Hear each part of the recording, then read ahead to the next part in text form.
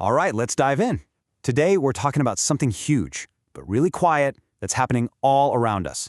It's not a protest you're going to see on the news, but it involves millions of young men who are making a really profound choice about their lives. We need to explore what's going on here. So first things first, let's get clear on what this isn't. We are not talking about some kind of active, organized rebellion. There aren't manifestos being passed around or buildings being stormed. The reality is something else entirely. Instead, what's happening is way more subtle, and in a lot of ways, probably a lot more alarming. It's this passive retreat, a slow, quiet fade from the main stage of society. And that's the phrase right there. That's the core of it. Opting out. They're not fighting the system. They're just putting down the controller. They're pulling back their effort, their energy, their engagement from a game that, honestly, they don't see the point in playing anymore. Okay, so the big question is, why? Why is all this happening? Well, at the very heart of it seems to be this idea of a broken social contract. That unspoken deal between society and its young men. A deal that just seems to have completely fallen apart. And this slide just lays out the disconnect perfectly. The old promise was pretty simple, right?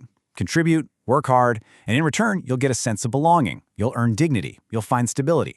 But the reality for so many young men today, that whole equation is broken. Effort doesn't guarantee security anymore. And loyalty, it's definitely not rewarded like it used to be. This metaphor just hits the nail on the head. That path to success, the proverbial ladder, it still exists as an idea, in theory. But when young men actually try to climb it, they find that the crucial rungs are just gone. So that brings us to the real core of this. What are the specific forces that are driving this mass withdrawal? It's not just one thing, it's more like a cascade of causes that are all connected. So what's really at the root of this retreat? Let's break down the main arguments from the source material. A huge piece of the puzzle seems to be this massive shift from concrete roles to, abstract instructions. Young men are constantly getting this list of behaviors they need to adopt. Be this, be that, be less of this other thing. These are all just instructions on how to behave. But what's missing is the map. You see, in the past, rules like builder, craftsman, or provider, those were destinations. They were real, tangible things you could become. Today, it feels like they've been handed this incredibly complex maze of behavioral rules, but with no clear destination, no real prize at the end. And all of that leads to what the source calls the core psychological wound. It's not about being poor, it's about a deep feeling of uselessness. It's that sense that your presence, that your effort, doesn't really matter or make a difference in the world around you. And this feeling, it's just reinforced over and over again by signals from society. That your labor is disposable, that your ambition is kind of suspect, maybe your strength is actually a liability. When you hear that enough times, of course your motivation is going to fade. Now here's a really crucial point. This frustration, it doesn't really explode into anger. It just kind of curdles into numbness.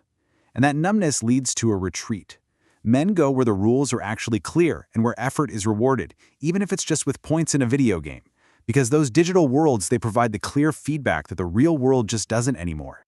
If you just look at the raw calculation, their choice starts to look almost logical. You put in the effort for a university degree expecting a good job, but what you often get is debt and a whole lot of uncertainty. You put in hard work expecting stability, and you get diminishing returns. From a purely rational point of view, just disengaging starts to look like a pretty reasonable option.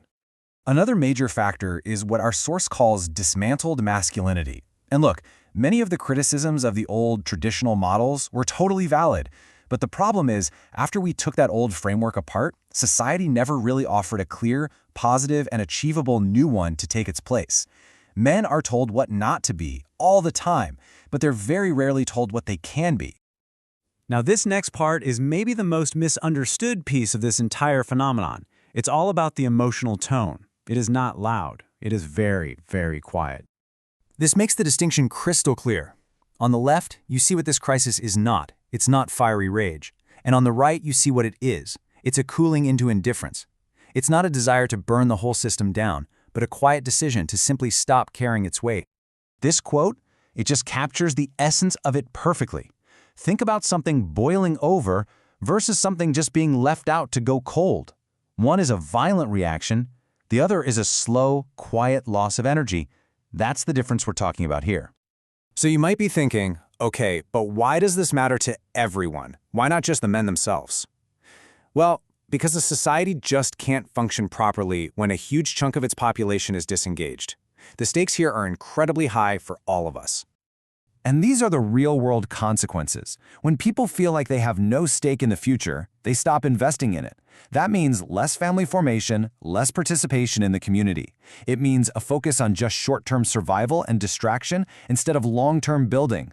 And that, well, that's a recipe for societal decay. All of this, it all leads to one final, deeply uncomfortable question. A question that our source argues society has been avoiding for a very long time. And here it is.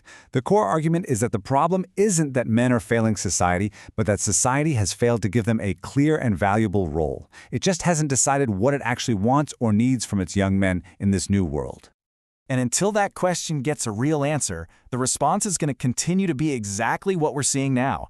Not a bang, not a protest, but a quiet retreat.